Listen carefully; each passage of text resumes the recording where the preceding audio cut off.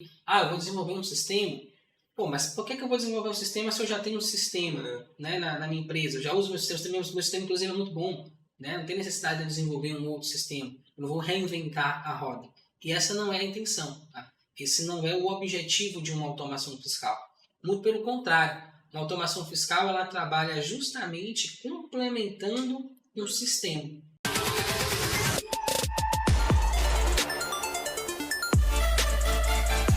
Olá, sejam todos bem-vindos à nossa live de aquecimento para a Semana da Automação Fiscal.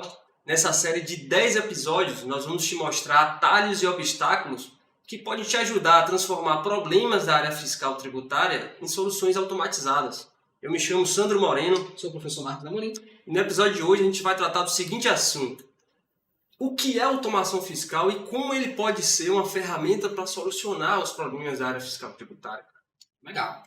Mas antes de começar esse conteúdo, eu quero te convidar para participar da Semana da Automação Fiscal, um evento 100% online, 100% gratuito, que vai acontecer entre os dias 9 e 13 de janeiro de 2023. Para participar desse evento é super fácil, aqui embaixo na descrição do vídeo tem um link, só você clicar para poder se inscrever, abrir uma página onde a gente vai explicar o que é que vai ter no evento, você vai colocar o seu e-mail, clicar no botão Quero Participar, e na página seguinte você vai clicar no botãozinho verde para entrar no nosso grupo de WhatsApp e ficar por dentro todas as informações sobre o que vai rolar lá na Semana da Automação Fiscal. Então vai lá, clica, se inscreve que eu estou esperando você. Legal, então vamos lá? Vamos automação fiscal, o que é automação fiscal, Marcos? E como ela pode ser efetivamente uma ferramenta para solucionar os nossos problemas do dia a dia na área fiscal tributária. Legal, então assim, a gente precisa primeiro desambiguar o que é uma automação fiscal. Então, no primeiro momento, a gente pode imaginar que, eu vou desenvolver um sistema. Pô, mas por que eu vou desenvolver um sistema se eu já tenho um sistema, né, na minha empresa? Eu já uso meu sistema inclusive é muito bom. Né? Não tem necessidade de eu desenvolver um outro sistema. Eu não vou reinventar a roda. E essa não é a intenção. Tá? Esse não é o objetivo de uma automação fiscal. Muito pelo contrário. Uma automação fiscal ela trabalha justamente complementando um sistema. Tá? Então, essa é a primeira informação que a gente precisa ter claro na mente quando a gente vai falando de automação fiscal, dentro do contexto do que a gente ensina aqui, porque outras pessoas podem ter outra visão sobre o que seja uma automação fiscal. Mas no nosso caso aqui, eu vou usar uma automação fiscal como uma ferramenta para complementar funcionalidades, para resolver problemas que o meu sistema não resolve. Sim, então, qual é a primeira coisa que você tem que fazer antes de começar a usar a automação fiscal? Utilizar em plena capacidade o sistema que você tem. Então, eu vou usar o sistema que eu possuo na plena capacidade dele, entender como ele realmente funciona e utilizar ele para ajudar, para resolver. Eu entendo que o sistema tem que ser para ajudar no nosso dia a dia. Não pode ser um problema a mais na minha rotina. Tem muita empresa, muito sistema que é assim. É um problema a mais que eu tenho que lidar no meu dia a dia, numa ferramenta para me ajudar. Então, o primeiro passo é esse. Uma vez que eu entendi como funciona o meu sistema, eu sei como utilizar ele em plena capacidade para ajudar a resolver os problemas do meu dia a dia, agora eu vou começar a olhar para a automação fiscal. Em que sentido? Tem essa tarefa que o meu sistema deveria fazer e não está fazendo. Eu entrei em contato com o suporte, solicitei que fosse feita essa correção, essa melhoria. Isso não foi feito, ou vai demorar tanto tempo para fazer, ou vai ter um custo para fazer. Opa, está na hora de eu começar a pensar numa automação fiscal. Entendi. E quando você fala em automação fiscal, também eu acho interessante. E o primeiro impacto é, legal, eu vou poder suprir as circunstâncias que meu sistema não atende. Mas para isso vou ter que entender profundamente de programação, cara. Como é que vai ficar isso?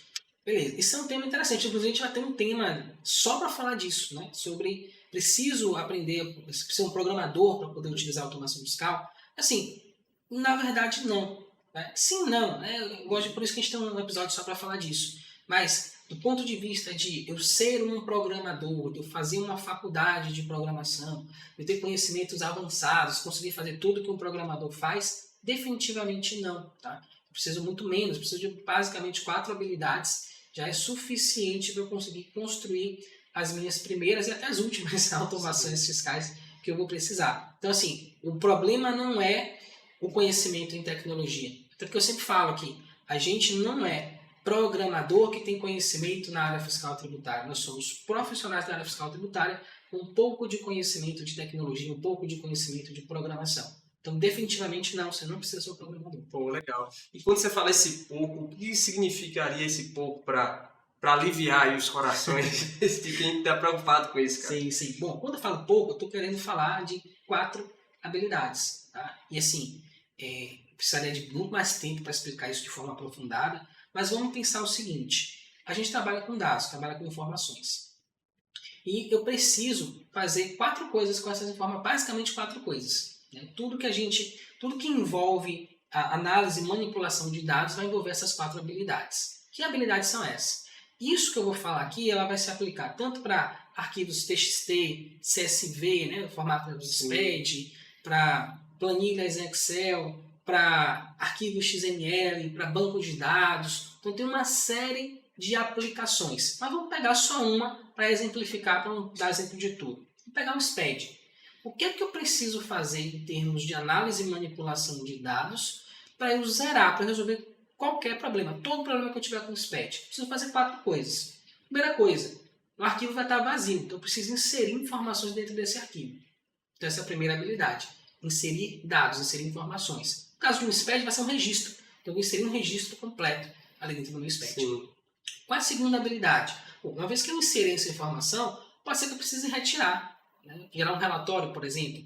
Então, a segunda habilidade é extrair dados. E assim, não tem uma ordem, tá? Eu estou tentando fazer uma ordem lógica porque faz sentido essa ordem, mas não precisa ser nesta ordem especificamente. Posso, por exemplo, pegar um SPED que já existe e extrair informação dele. Você precisar inserir informação lá dentro. Por que eu tenho que inserir informação se o meu sistema já faz isso? Aí a gente volta para o primeiro passo. Cara, vi aqui no sistema, ele não está inserindo essa informação específica que eu preciso inserir. Ou se o meu sistema não está fazendo, não tem um meio que seja mais rápido, mais eficiente de fazer, está na hora de eu pensar em fazer uma automação fiscal para resolver esse problema para mim. Entendi. Tá? Aí o segundo, extrair informação. Eu quero fazer uma análise, eu quero ver como é que foi a minha apuração de CMS, por exemplo. Eu quero fazer... Pronto, vou te dar um exemplo interessante que aconteceu ontem comigo. Um dos meus clientes me ligou, entrou em contato comigo, falando o seguinte: cara, a gente tem clientes que fazem industrialização por encomenda. Né? Então recebe lá material, faz o processo de industrialização e depois devolve para o cliente. E aí eles me ligaram com o seguinte problema: o cliente está dizendo que a gente está devendo 3 toneladas de material para eles. E a gente não está devendo 3 toneladas de material. Como é que a gente resolve esse negócio? Eu falei: pronto, beleza. Vocês têm as notas fiscais de XMLs que vocês receberam das mercadorias, não tem? Pô, tem. Legal. Vocês emitiram a nota fiscal para poder mandar a mercadoria que vocês industrializaram, não fizeram? Fizeram. Pronto. Então assim, todas as entradas estão em XML, todas as saídas estão em XML também. A gente pode cruzar essas informações. Pô, mas eu tenho um universo de notas fiscais aqui, milhares de notas que a gente emitiu nesse período. Como é que eu vou fazer para pegar só aquelas notas daquele fornecedor, daquele cliente específico? Bom, deixa comigo. Então o que foi que eu fiz? Eu criei uma automação para extrair do XML todas as operações entre esses dois CNPJs. Tá? Tanto recebendo quanto emitindo. Então eu peguei todos os XMLs, sei lá, 5.000 XMLs, e dentro desses 5.000 XMLs eu extraí, sei lá, 500 XMLs. Né? Tudo isso de forma automatizada. Então, meu sistema já gera um relatório, mas será que ele gera esse relatório? Né? Não gera. Beleza, então você pode fazer isso via automação fiscal. Terceira habilidade. Então, inserir, alterar, extrair, no caso, né? E alterar. Então, às vezes eu precisar alterar informações. Exemplo, a gente teve aí agora a exclusão do CMS da base de cálculo do PIS e da COFINS. O erro do sistema não foi um erro, mudou a legislação, né? Mudou a regra do jogo. Só que, quando mudou a regra do jogo, já tinha passado muito tempo que a gente estava fazendo de outra forma. E agora, eu preciso retificar essas informações, porque eu quero aproveitar esse crédito, quero entrar nessa festa aí. Então, o que é que eu preciso? Eu preciso entrar nesses registros, nos campos específicos e alterar essas informações que estão lá dentro. Então, eu posso construir uma automação fiscal que vai fazer isso. Vai entrar no SPED, vai identificar qual registro, vai naquele campo específico, vai pegar lá o valor do CMS, por exemplo, no campo 15 do 670 e vai excluir lá da base de cálculo do PIS e da COFINS. Dá para fazer isso via automação fiscal também. E, por fim, a quarta habilidade, que é a de deletar registros, né? Lembrando que a gente está falando aqui do SPED, mas isso se aplica a qualquer outra situação. Então, deletar registros do SPED. De novo, para que eu vou querer deletar um registro do SPED se meu sistema tende a gerar tudo ok, né? Sem acessos? Mas acontecem situações. Aconteceu 2 vezes na minha vida. São poucas vezes, né? Que bom que são poucas, mas acontecem. E sem essa habilidade isso vai estar incompleto. Exemplo, a mais recente foi um cliente meu que gerou o SPED E o SPED foi gerado com o registro C191, que são as operações com o Fundo de Combate à Pobreza. Só que ele não tem Fundo de Combate à Pobreza. Então gerou todos os registros zerados. Então foram mais de 500 registros gerados dentro do SPED. E qual o problema disso? Se não tem informação, aquela informação está sobrando. Quando você importa isso no PVA, ele gera um erro de estrutura. Que é o pior tipo de erro que você pode ter. Por quê? Você não consegue nem importar os dados para dentro do PVA para depois corrigir lá dentro. Ele, você importa, erro de estrutura, tá aqui, corrija esse negócio lá, quando tiver redondo você traz de volta. Então você nem consegue importar para o PVA para corrigir dentro do PVA. Você vai ter que arranjar uma outra forma de corrigir. Então se eu tenho a habilidade de deletar esses registros, eu consigo resolver esse problema muito rápido. Imagine você deletar 500 registros um a um, depois remontar lá toda a parte de quantidade de blocos e de registros para importar isso para dentro do PVA. Trabalho por um dia, com certeza, para um arquivo. Entendi, não, muito bom, cara. Só essas 4 habilidades, então, você considera que você pode enfrentar qualquer circunstância no ambiente de SPED, por exemplo? Cara, com essas 4 habilidades, você zera, você resolve todos os problemas com arquivos SPED, todos. Tá, legal, cara. Outra coisa, eu vejo o mercado hoje está totalmente mudado, cara. Cada vez mais um volume maior de informações. E como é que você vê a automação nisso tudo, considerando que a gente precisa de uma segurança do que a gente está fazendo, cara? Né? O maior volume de informações, por mais que a gente queira agilizar, tem a questão de segurança. Como é que ficaria isso aí em relação à automação, cara? Perfeito. Isso é interessante porque, não só eu, muita gente sempre ouviu isso, né? Que você tem prazo, preço e qualidade. Você não consegue ter os 3. Você sempre vai ter que escolher 1 ou 2 no máximo. Você não consegue ter os 3. No nosso caso, o equivalente disso seria velocidade, praticidade e segurança. Então, a gente que atua na área fiscal, né, na área tributária, é mais importante para a gente segurança do que velocidade. Porque eu posso fazer rápido, mas se eu fizer errado, não vai adiantar. Eu até de um meme que eu vi no Instagram, o cara fazendo entrevista de emprego, ele falou, não, eu sou pessoa que pensa rápido e tal, né, faço contas rápido. E aí ele foi lá e fez uma pergunta para ele, sei lá, quanto é 25 vezes 7? Aí o cara deu uma resposta, não, tá errado. Eu falei, eu respondi rápido. Então assim, no nosso caso, não adianta nada eu fazer rápido se eu não fizer de uma forma segura. E como é que a gente resolve esse trilema, né? O que é que eu vou escolher? Velocidade, praticidade e segurança. Então esse é um dos efeitos colaterais benéficos da automação fiscal. Você não precisa escolher, você consegue ter os 3. Inclusive, isso é uma vantagem com relação à execução manual. Exemplo, é óbvio que com automação fiscal eu consigo fazer uma tarefa de forma muito mais rápida do que eu faria manualmente. Mas a questão eu consigo fazer de forma mais segura? Porque fazendo manual eu consigo prestar atenção em mais detalhes, né? Eu consigo fazer com mais cuidado. E sim, eu consigo fazer muito mais rápido, muito mais e mais seguro, com mais segurança. Vou dar um exemplo para você. Eu tenho lá um ajuste para fazer no meu SPED. Então, ajuste de SPED, dependendo de qual F que você estiver falando aí, vai ser lá no registro 197, vai ser no registro S111. Vamos pegar no registro S111. Então, eu vou fazer um ajuste de apuração, pegando um crédito, por exemplo, um crédito presumido. E lá eu vou lançar no S111 o valor total desse crédito. Depois eu tenho o registro S113, que é onde eu vou informar os dados da nota fiscal. Certo. E dentro desses dados da nota fiscal, eu posso ter os dados do produto. Então tem lá os dados da nota e eu tenho um campo para informar o código do produto que eu estou trabalhando. Quando eu estou fazendo isso de forma manual, dificilmente as pessoas lançam o registro S113. Lançam o registro S111 com o valor total do crédito e faz esse levantamento através de planilha, relatório do sistema, alguma coisa assim. Mas isso dificilmente, eu sei que seja 4 ou 5 notas, não vai para o SPED fiscal. Se você tiver 400 notas, por exemplo, que vão compor esse ajuste, não tem como eu lançar isso de forma manual no SPED. Então vai só o registro S111. Isso é mais seguro? Não. Por quê? O seguro seria informar o S111, informar o S113 com os dados da nota, de preferência ainda formar os produtos que compõem aquela nota fiscal. Com a automação fiscal, eu consigo ir nesse nível de detalhe. Então, você já incluir todas as informações. Já incluir todas as notas fiscais no nível de produto, se precisar, inclusive, informar, cara, esse crédito presumido eu peguei tanto por causa desse produto aqui nessa nota fiscal. Então eu consigo ter esse nível de precisão, esse nível de segurança, esse nível de velocidade. E praticidade. Pô, eu vou clicar no botão, vou pegar um copo d'água e o negócio já está pronto. Então é mais rápido, mais prático, mais seguro do que a execução manual. Então, assim, é uma relação custo-benefício que vale muito a pena. Não, muito bom, cara. Ó, até então você falou operacionalmente, não tenha dúvida que é algo transformador. Agora, para a figura do profissional que aprendeu automação fiscal, quais são os benefícios que você enxerga aí? Boa, cara. Eu enxergo 3 camadas de benefício. É como se fosse uma cebola, assim, que você vai descamando. Primeira camada de benefício que eu enxergo é justamente essa. Vai me dar a possibilidade de executar o meu trabalho de forma mais rápida, de forma mais prática, de forma mais segura.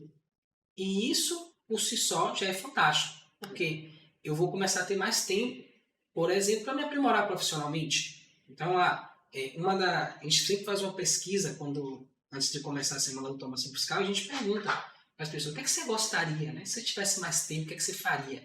E a grande maioria das pessoas responde, eu estudaria legislação, eu quero ter mais tempo para estudar legislação. Então, assim, tendo uma automação fiscal, conseguindo executar o meu trabalho de forma mais rápida, mais prática, mais segura, eu tenho mais tempo para poder, inclusive, estudar a legislação tributária. Para me aprimorar, criar automações ainda mais específicas, mais seguras, né? Que vão dar uma visibilidade ainda maior. Então, primeiro patamar é esse aí. Eu vou fazer um trabalho mais rápido, mais seguro, mais prático e acabou, é o suficiente para mim. Segundo patamar, segunda camada dessa cebola, é o impacto que isso tem no meu ambiente de trabalho. Então, como que as pessoas vão perceber a mim com essa habilidade? E aí a gente tem, dentro desse ambiente, uma queixa muito comum de quem atua na área fiscal, na área tributária, que é trabalho muito, ganho pouco, ainda não tenho reconhecimento nenhum. Né?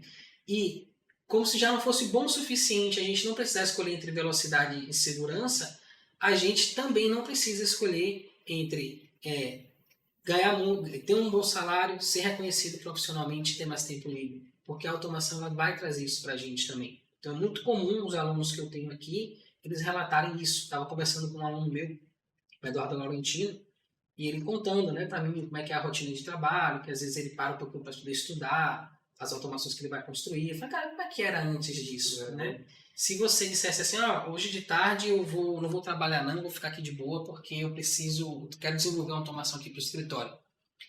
Aí, rapaz, o chefe vai falar assim, não tá querendo continuar aqui não, tá querendo ir embora. E hoje ele tem essa liberdade, por quê? Porque as pessoas começaram a enxergar que, pô, esse cara aí, ele consegue executar o trabalho dele de uma forma satisfatória e ele pode me ajudar também, né? Sim, então ele sai de uma posição onde trabalha muito, precisa trabalhar muito, porque às vezes tem muitos clientes para poder atender, aí tem que fazer hora extra, trabalhar final de semana, feriado, tal. Salário baixo, né? A empresa tem poucos clientes, não é o suficiente para remunerar bem o funcionário dela. Aí o cara trabalha muito, ganha pouco e ainda não tem nenhum reconhecimento do trabalho dele, né? Dos sábados que ele foi trabalhar, dos finais de semana que ele foi trabalhar. Então, assim, isso é algo que é muito dolorido, né? Eu já passei por isso particularmente.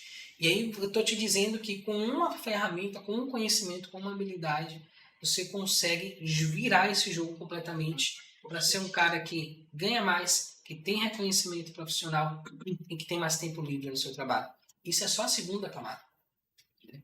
E a gente tem a terceira. É como se fosse um antídoto, né? Então, de um lado, trabalho muito, ganho pouco, não tenho reconhecimento. Perfeito. Do outro, eu começo a ter mais tempo livre, aumentar meu salário e ter reconhecimento profissional.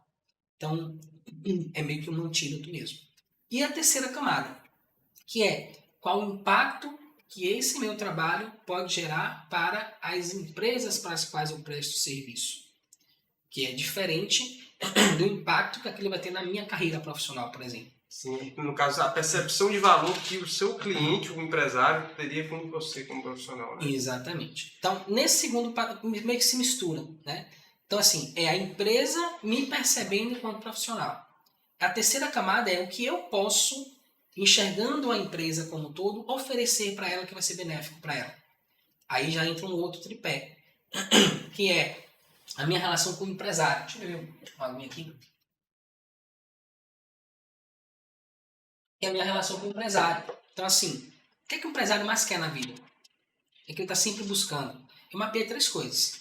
Aumentar a receita, reduzir custo, reduzir risco. Mais uma vez, um tripé difícil, né?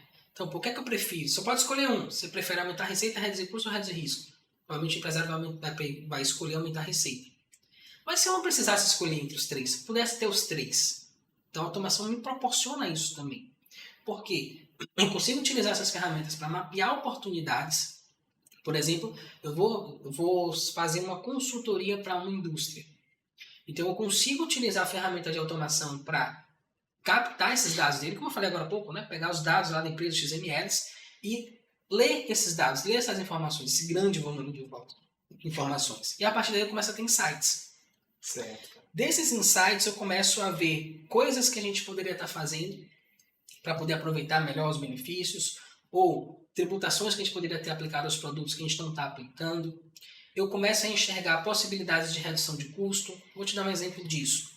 Um dia uma das minhas seguidoras entrou em contato comigo me pedindo uma dica, uma forma de reduzir a carga de trabalho dela. Então ela era de uma empresa no estado do Brasil e tinha outras filiais, acho que 16 filiais espalhadas pelo Brasil. E ela era responsável por fazer análise dessa movimentação fiscal. Então ela pegava todas as movimentações e ela analisava se o lançamento estava correto, se não estava, devolvia isso para a filial de origem para o pessoal fazer o ajuste do lançamento para poder fechar a apuração. E aí como é que era o processo? Ela recebia, fazia análise, dizia o que estava errado e depois ela não voltava para ver se estava corrigido. Por que ela não voltava? Porque ela não tinha tempo. Para cada unidade disso, né? Para cada unidade. E o pior, como é que ela fazia esse processo? Ela recebia um malote. Então a pessoa pegava as notas fiscais que recebeu no mês, colocava dentro de um envelope, de uma caixa, mandava isso pelo correio, ela esperava isso chegar, pegava essas notas, ela observava com o que estava no sistema, fazia um relatório dizendo o que precisava ser corrigido, aí dia por e-mail era mais rápido, e depois ela não tinha tempo. Quando terminava esse ciclo, já tinha terminado o mês, ela não conseguia voltar para ver se a correção foi feita ou não.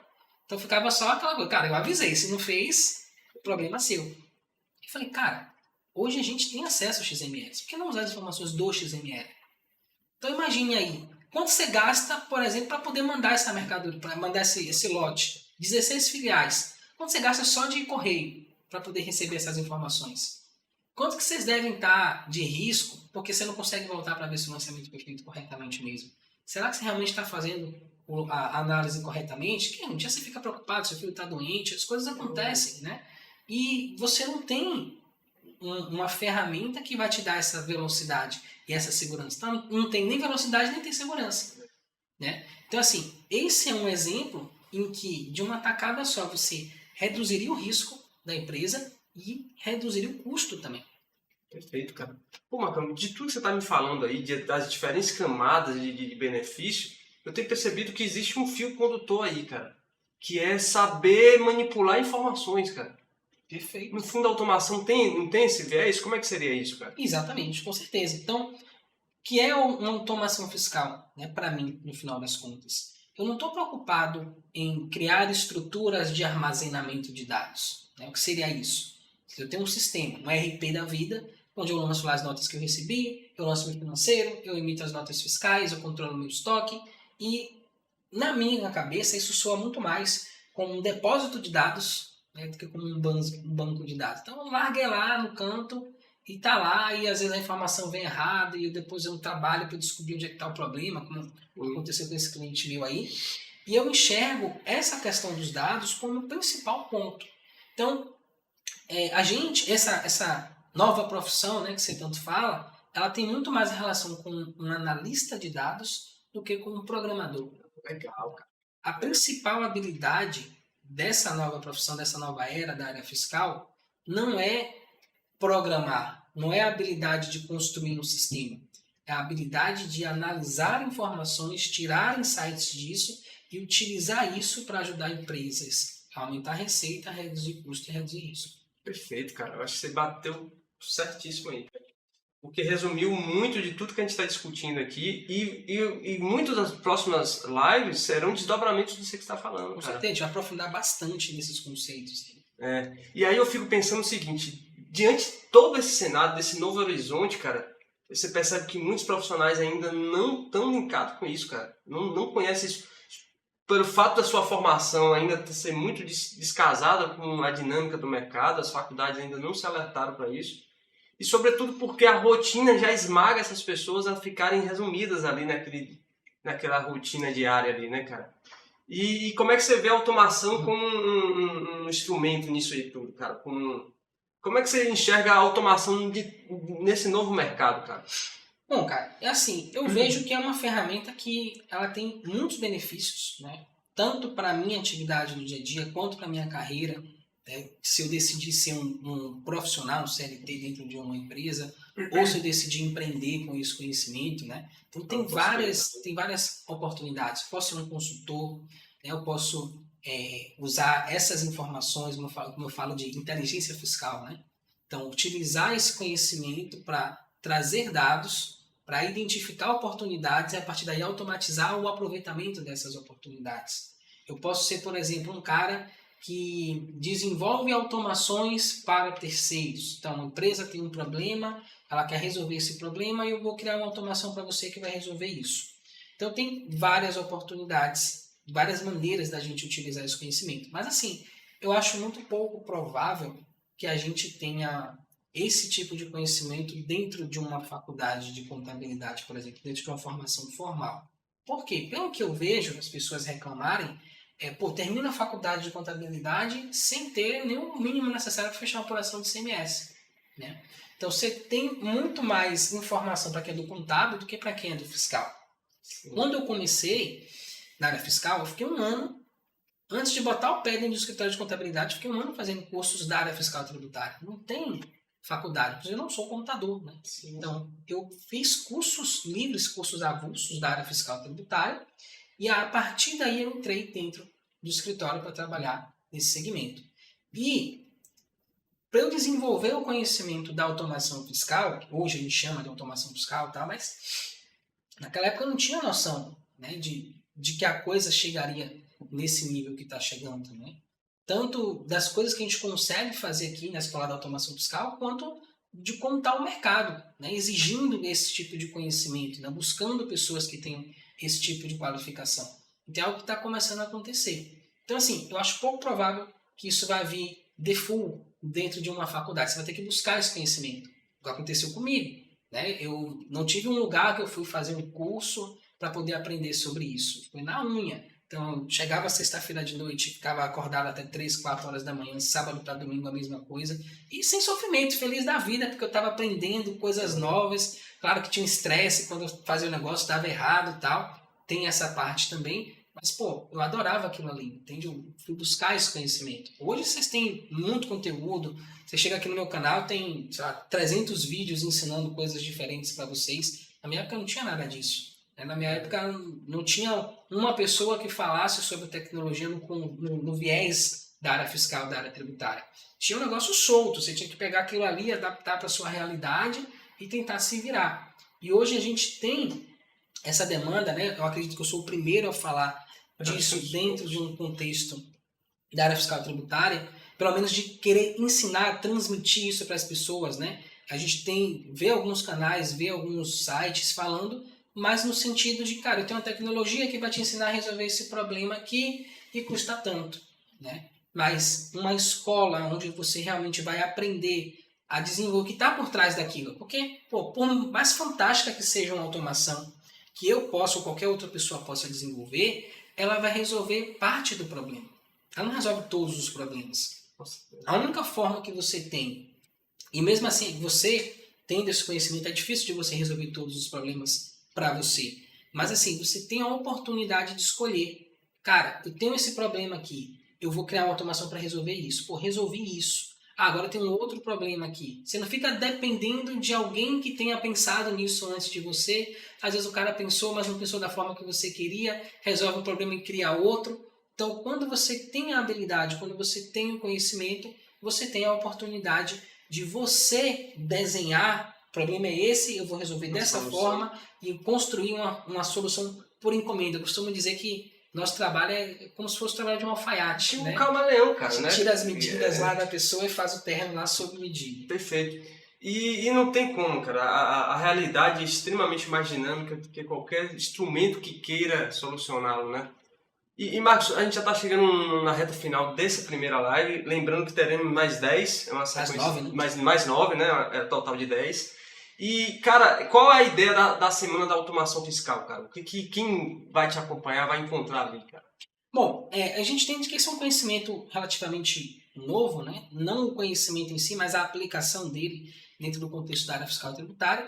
Então, o nosso objetivo é mostrar para as pessoas durante esse evento, são 3 aulas, o que é automação fiscal e como que ela pode ajudar a gente dentro do contexto, né? Isso. Várias frentes. Pô, se eu sou um profissional que atua dentro do escritório de contabilidade, como é que ela pode me ajudar? Se eu sou um profissional que atua dentro de uma empresa comercial, de uma empresa industrial, ela pode me ajudar também? Se eu sou um consultor, será que eu posso usar isso? Pô, eu não sou um consultor, mas eu quero ser. Será que isso pode me ajudar a me tornar um consultor? Né? Então, em situações onde a gente pode utilizar a automação fiscal dentro desse contexto da área fiscal e tributária, e a gente também vai construir uma automação. Você vai terminar o evento com a sua primeira automação construída. Pô, muito legal, cara. Muito legal. Então é isso, a gente fica aqui nesse primeiro episódio por aqui.